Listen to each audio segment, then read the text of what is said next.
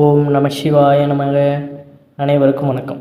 நீங்கள் ஸ்க்ரீனில் பார்க்கக்கூடிய இந்த 5 திலகங்களில் எதை நீங்கள் தினந்தோறும் விரும்பி பூசிக்கொண்டே வருவீர்கள் அப்படிங்கிறது மூலமாக உங்களுடைய குணாதிசயங்கள் இப்படித்தான் இருக்கும் அப்படிங்கிறது நிதர்சனமான உண்மை. அதன் மூலம் நமக்கு என்ன பலன்கள் கிடைக்கும் அப்படிங்கிறதான் இன்றைய பதிவில் நம்ம தெரிந்து கொள்ள போகிறோம். நம்மளுடைய எல்லாருடைய உடம்பிலும் பார்த்திங்கன்னா இருபுருவ மத்தியில் இருக்கக்கூடிய பகுதியைத்தான் நம்ம ஆக்ஞ சக்கரம் அப்படின்னு சொல்லுவோம். முடிவில்லாத சக்தியையும் மனோதிடத்தையும் அளிக்கக்கூடிய இந்த இடத்தில் திலகம் வைப்பது என்பது ரொம்பவும் ஒரு முக்கியமானது. இந்த திலகங்கள் பார்த்திங்கன்னா பல்வேறு வகையான திலகங்கள் இருக்கின்றதான் செய்கிறது. அதை நம்ம நெற்றியில் இட்டுக்கொள்ளும் பொழுது அந்த திலகத்தின் முக்கியத்துவத்தையும் அதனுடைய பலன்களையும் நம்ம தெரிந்து கொண்டோம்னா வைக்காதவங்க கூட தினந்தோறும் அதை வைக்கும் பொழுது அதனுடைய ஆற்றலை நீங்கள் பெற முடியும் அப்படிங்கிறதான். நம்மளுடைய இந்து மத சாஸ்திரத்தின்படி திருநீர், திருமண், குங்குமம், சந்தனம், மஞ்சள், செந்தூரம் என்று பல வகையான திலகங்களை பார்த்திங்கன்னா நெற்றியில் இட்டுக்கொள்வதாக சொல்லப்படுகிறது. ஒவ்வொருவருக்கும் அவரவரின் இஷ்ட தெய்வத்திற்கும் ஏற்ப குல வழக்க சாஸ்திரப்படி அவங்களுக்கு பிடித்தமான அந்த திலகங்களை பார்த்திங்கன்னா வைத்துக்கொள்வார்கள். இது இறைவனை நீங்கள் முழுமையாக நம்புகிறீர்கள் என்பதை குறிக்கும் ஒரு முதல் விஷயமாகும். அறிவியல் ரீதியாக அந்த நம்ம நெற்றியில் அந்த திலகம் வைக்கக்கூடிய அந்த இடத்துல பார்த்திங்கன்னா ஆக்ஞ சக்கரத்தில் திலகம் வைத்து கொண்டால் உடலில் பல நாடிகள் தூண்டப்பட்டு மன அழுத்தம், மனசோர்வு ஆகியவை நீங்கி புது சக்தி பிறக்கும், மனம் ஒருமுகப்படும். இப்போ நமக்கு தேவையில்லாத கெட்ட சிந்தனைகள், நம்ம எந்த ஒரு முயற்சியிலையுமே இன்ட்ரெஸ்ட் இல்லாமல் இருக்கிறோம், எதுவுமே பார்த்திங்கன்னா நமக்கு ஒரு கவலை இல்லாத ஏதோ மந்தமான சூழ்நிலை இருக்குன்னா நமக்கு உடலில் உள்ள அந்த தூண்டுகோள்கள் அப்படிங்கிறது நமக்கு இயங்காமல் இருக்கிறது தான் காரணம். அப்போ அந்த ஆக்ஞ சக்கரத்திற்கு நேராக நம்ம திலகங்களை இடும் பொழுது அந்த உடலில் உள்ள எல்லா பாகங்களில் உள்ள முக்கியமான அந்த விஷயங்கள் எல்லாம் தூண்டப்பட்டு நம்ம செய்யக்கூடிய வேலைகளில் நல்ல ஒரு பலன்களையும் நமக்கும் உடலுக்கு நல்ல ஒரு ஆரோக்கியத்தையும் கொடுக்கும் அப்படிங்கிறது தான் நிதர்சனமான உண்மை.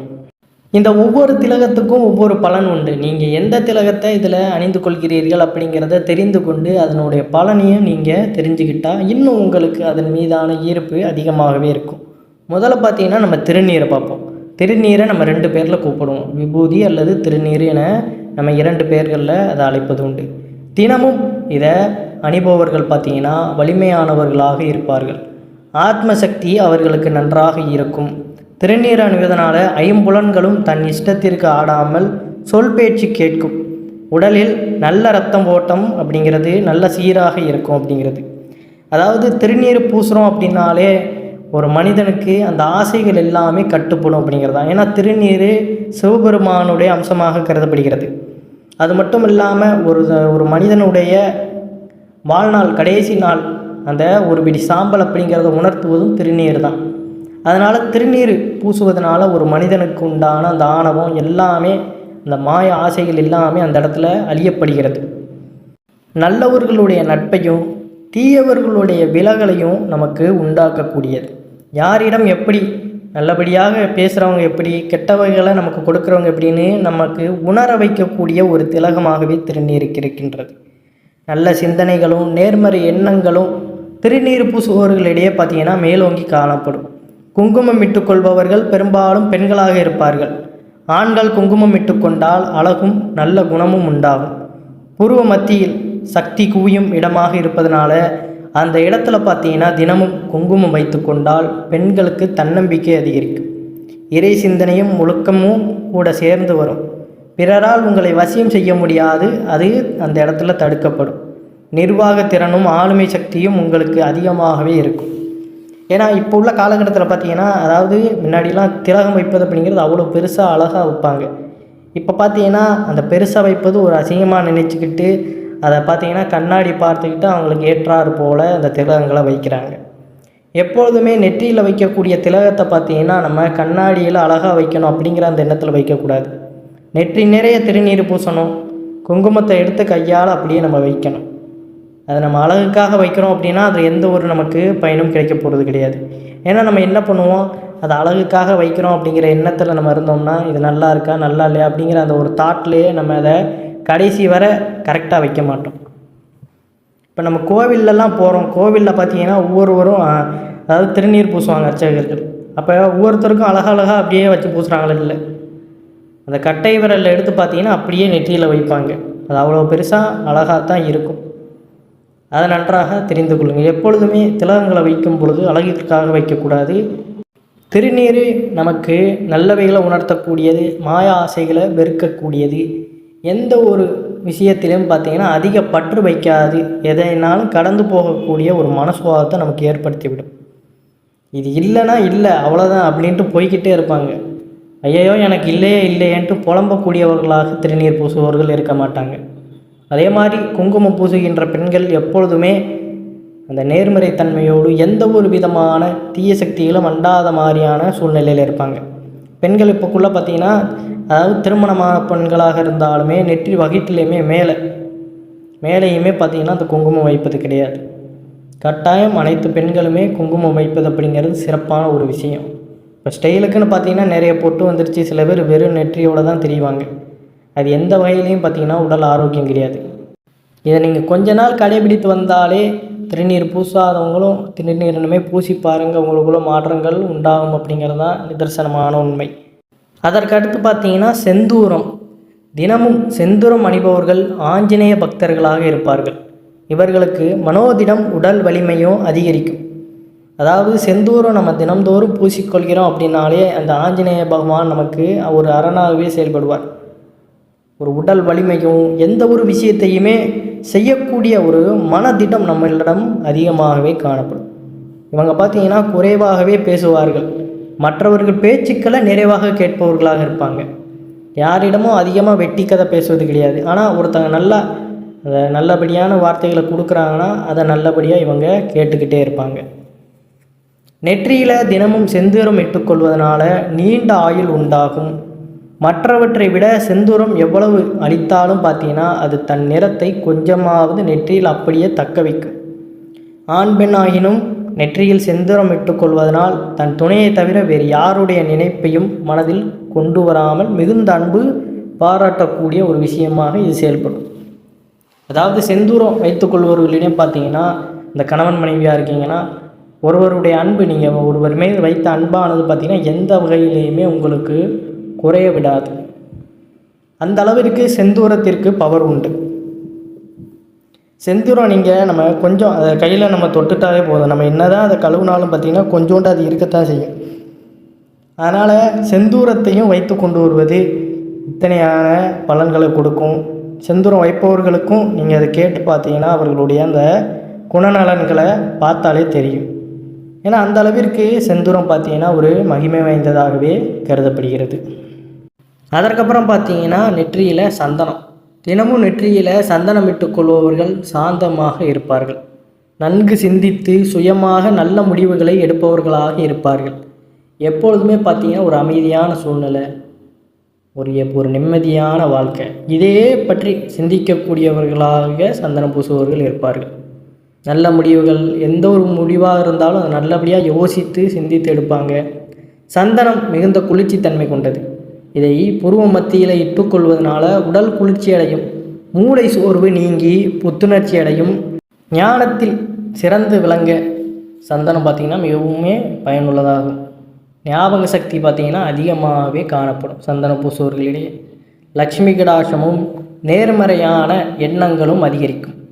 மனக்கலக்கம் ஏற்படும் பொழுது நெற்றியில் சந்தனம் அணிந்து கொண்டு சிந்தித்து பாருங்கள், நல்ல ஒரு தெளிவு பிறக்கும் அப்படிங்கிறது தான் நிதர்சனமான உண்மை. அதாவது ஒரு விஷயத்தில் நல்லபடியாக முடிவெடுக்க முடியலை, ஒரு குழப்பமாகவே இருக்குது, இது செய்யலாமா அது செய்யலாமா அப்படி இப்படின்ட்டு மைண்டில் ஓடிக்கிட்டே இருக்குன்னா நெற்றி பார்த்தீங்கன்னா நமக்கு அந்த இடத்துல நம்ம மைண்டில் பார்த்தீங்கன்னா யோசிக்கிற விஷயம் தெளிவில்லாதனால தான். அப்போ அந்த மைண்டானதை கட்டுக்குள்ளே கொண்டு வரணும். ஒரு சரியான முடிவை பார்த்தீங்கன்னா எந்த விதமான பதட்டமும் இல்லாமல் எடுக்கணும்னா நம்ம இந்த மாதிரி மேற்கொள்வது தான் நல்லது. இப்போ பார்த்தீங்கன்னா எல்லோரும் வெறும் நெற்றியோடு இருக்கிறவங்க பாதி பேர் பார்த்தீங்கன்னா ஒரு பதட்ட சூழ்நிலையிலே இருப்பாங்க. எது மேலேயுமே ஒரு இன்ட்ரெஸ்ட் இல்லாமல் ஏனோ தானோ அப்படின்ட்டு ஒரு விஷயத்தை செய்யலாமா அப்படின்னு பயந்த மாதிரியே இருக்கவங்க பூராமே பார்த்தீங்கன்னா வெறும் நெற்றியோடு திரிவர்களாகத்தான் இருப்பாங்க. நெற்றியில் இப்போ நீங்கள் திலகத்தை பூசிக்கொள்கிறீங்கன்னா நீங்கள் எந்த ஒரு விஷயத்தையுமே திலகாத்திரமாக தெளிவோடு சக்திசாலியோடு எடுக்கக்கூடியவர்களாக இருப்பீங்க.